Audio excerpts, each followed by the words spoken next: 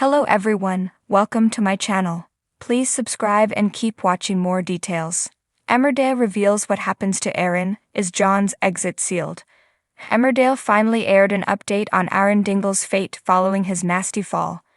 Aaron was put into an induced coma shortly after being thrown off the edge of a gorge by husband John Subden, having just learned of his lies and crimes, including the kidnapping of his friend Mackenzie Boyd. Aaron suffered a cardiac arrest and a bleed on the brain as a result of the fall and has remained in a coma since, but tonight's episode saw Aaron's mum Chas and a recovering John given an update on Aaron's condition.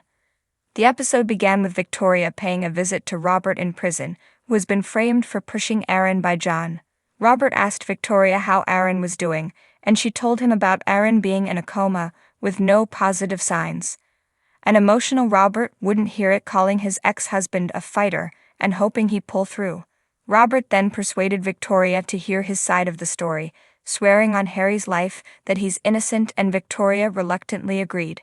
However, as Robert explained, Victoria called his version of events insane. As Victoria went to leave following the end of visiting hours, Robert made one last heartfelt plea to his sister.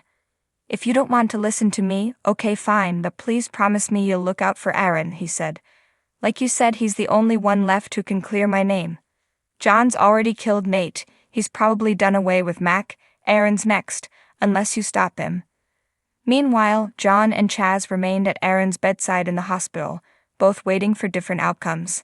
John told Chas that he was petrified at the prospect of losing him, but Chas was having none of it, telling him to remain strong and hopeful for Aaron's recovery. Liam arrived and told Chas he'd ask the doctor for an update on Aaron.